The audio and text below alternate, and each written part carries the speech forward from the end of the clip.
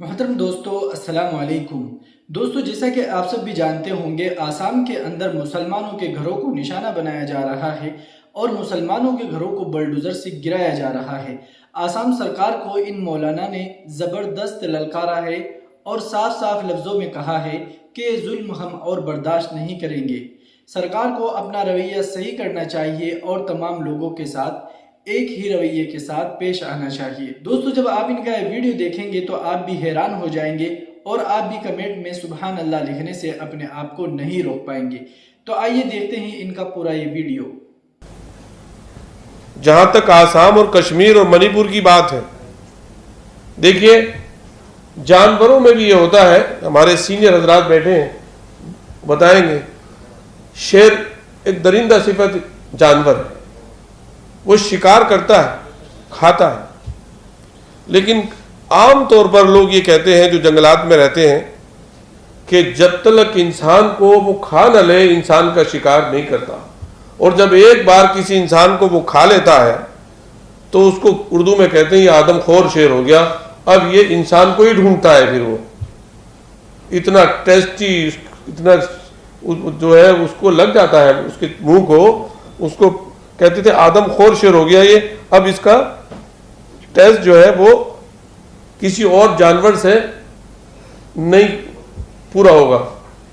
ये जुल्म भी उस जानवर एक दरिंदगी की एक सिफत है कि जब वो किसी मजलूम को, इंसान को, किसी कमजोर को खाने की आदत हो जाएगी तो फिर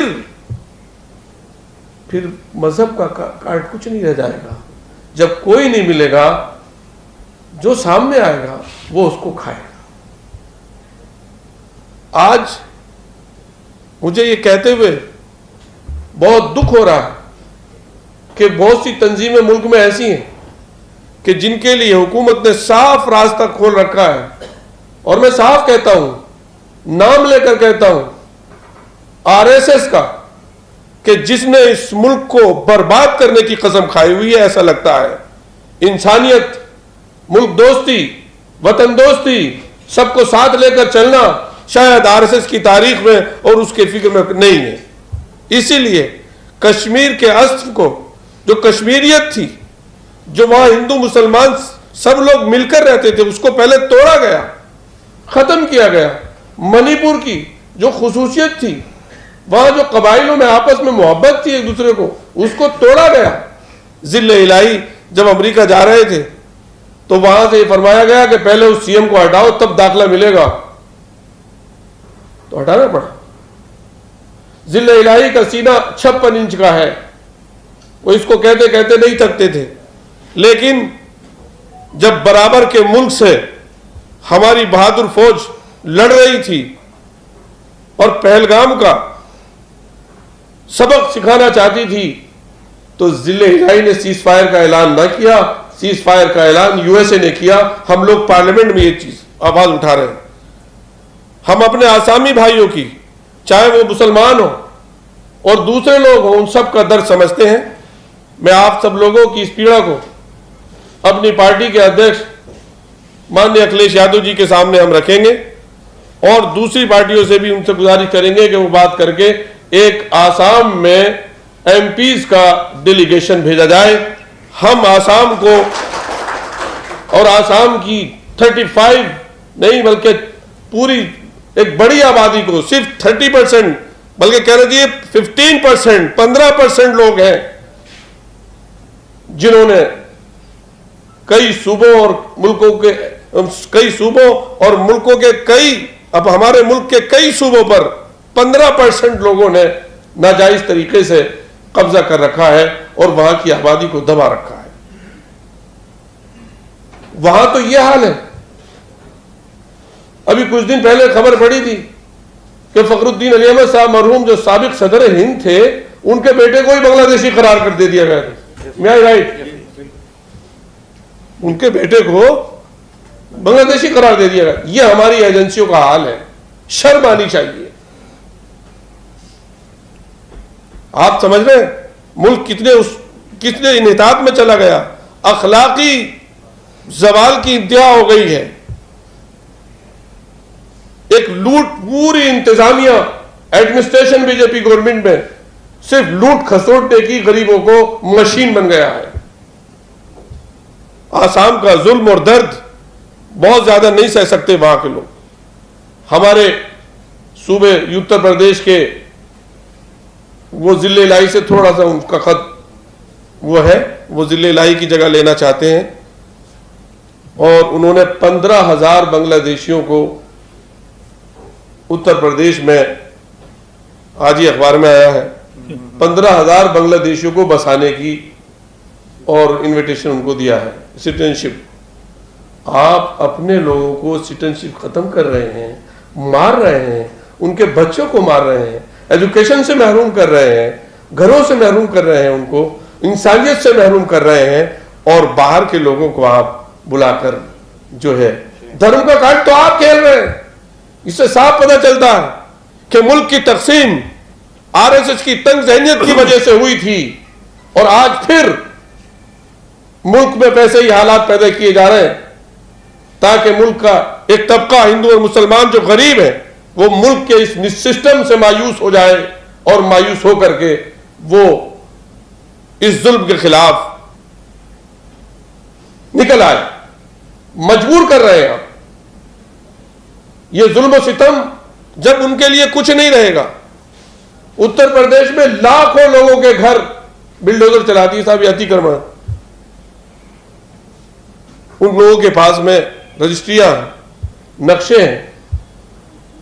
हाउस टैक्स इतना बढ़ा दिया गया है कि ऐसा लगता है कि आदमी अपने मकान में नहीं किराए के मकान में रह रहा है। आप ये क्या करते जा रहे हैं? आप गरीबों से लड़ रहे हैं, गरीबी मिटा रहे हैं या गरीबों को मिटा रहे हैं?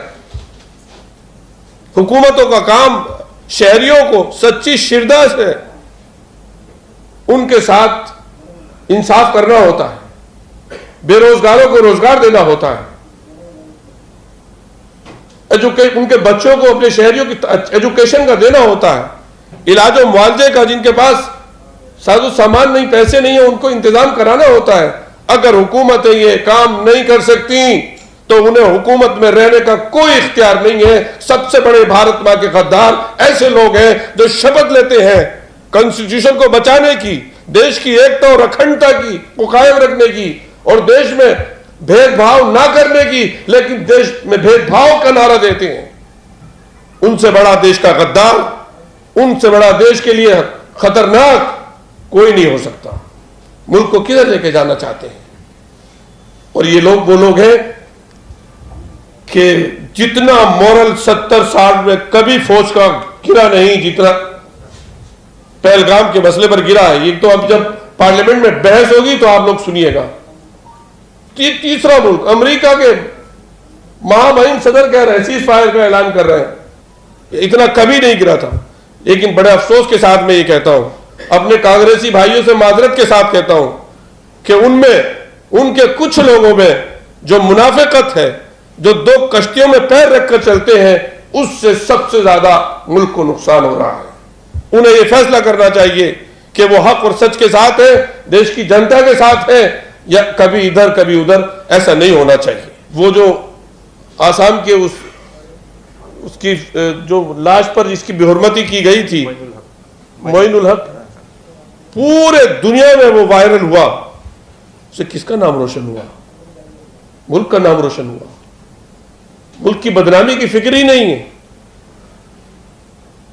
क्या मुल्क मुसलमानों को सताने से मुल्क तरक्की कर जाएगा? बाबर लुटेरा था, औरंगजेब कातिल था, अकबर बड़ा सफाक था। यह कहने से क्या मुल्क को तरक्की हो जाएगी? अकबर के दौर में जितना बड़ा हिंदुस्तान था, मैं इन शोरमाओं से कहता हूं, आज तुम इतना बड़ा नक्शा बनाकर दिखा दो। अगर वो चोर और डाकू थे तो ताजमहल बना और क्यों बनाते वो? यहां पर कितनी मुल्क की तारीख को बदलने की कोशिश की जा रही है। एनसीईआरटी की किताबों में क्या ऑल फोल पका जा रहा है। लेकिन जुल्म की एक हद होती है और जालिम की उम्र बड़ी कम होती है। बस मैं इस बात पर बात खत्म कर रहा हूं। हमारे देश में एक अजीम स्कॉलर गुजरे हैं, उन्होंने कहीं लिखा है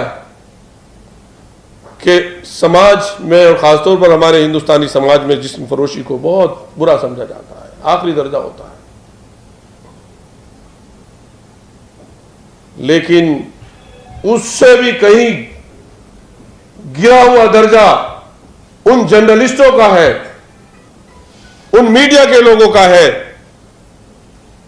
कि जो पैसे लेकर के अपना ज़मीर और समाज की जो आवाज है उसको बेच देते हैं। शर्म है उन लोगों के ऊपर, शर्म आनी चाहिए उन लोगों के ऊपर। उनकी वजह से हजारों लोगों का कत्ल होता है, सैकड़ों मासूमों की जानें जाती हैं, जो चंद पैसों की खातिर अपना कलम बेच दें, अपना ज़मीर बेच दें, कॉन्स्टिट्यूशन की आत्मा बेच दें। इस मुल्क को बनाने में, संवारने में सारे लोगों का हिस्सा है, हिंदू मुसलमान सिख ईसाई सब लोगों का हिस्सा है। और ये आरएसएस के बहादुर, ये इनके तो पूर्वज माफी मांग रहे थे। इन्हें तो ये एहसास ही नहीं है कि मुल्क को बनाने में कितनी फिक्र लगती है, कितनी ताकत सर्फ होती है। अगर होश के नाखून न लिए गए और इस पर हम सब लोग संजीदगी से न बैठे और अब इत्तेहाद न किया हम लोगों ने, सब लोगों ने, हिंदू मुसलमान जितने भी, जो मेजोरिटी है 70% लोगों की, बल्कि 80% हो जाते हैं हजरत, उनका मसला ये है कि वो अपने लिए जीते हैं।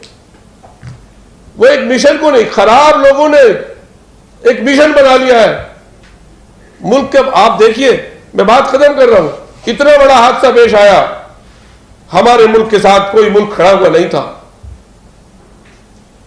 जितना फौज का मोरल डाउन इस वाकये में हुआ है पहलगाम के, इतना कभी नहीं हुआ था।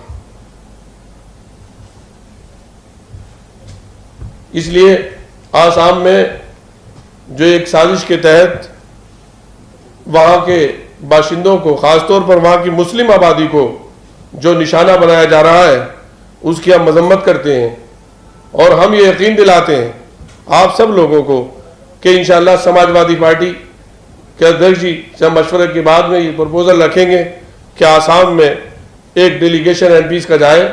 कोई और साथ दे तो ठीक है, नहीं तो हमारी पार्टी तो इंशाअल्लाह हम कोशिश करेंगे कि हम जाएंगे इंशाअल्लाह, और वहाँ के हालात का जायजा लेकर के साफ हम उस बीजेपी की हर उस जालिम पॉलिसी के साथ है, खिलाफ है, जालिमाना पॉलिसी की जो बीजेपी और आरएस के जरिए इस मुल्क में नाफिज की जा रही है। लेकिन अफसोस ये होता है कि कांग्रेस कहीं कहीं साथ छोड़ देती है और बड़ी देर में उन्हें समझ में आता है कि खेल क्या चल रहा है। मैं इन्हीं अल्फाज पर अपनी बात खत्म करता हूं। दोस्तों, आपने वीडियो में देखा कि कैसे इन मौलाना ने आसाम सरकार को टारगेट किया और उनको बताया कि कैसे वो मुसलमानों को परेशान कर रहे हैं और कहा कि उन्हें बाज आ जाना चाहिए, और तमाम बातें आपने सुन ही ली होंगी। इस वीडियो के बारे में आपका क्या कहना है, कमेंट करके ज़रूर बताइए।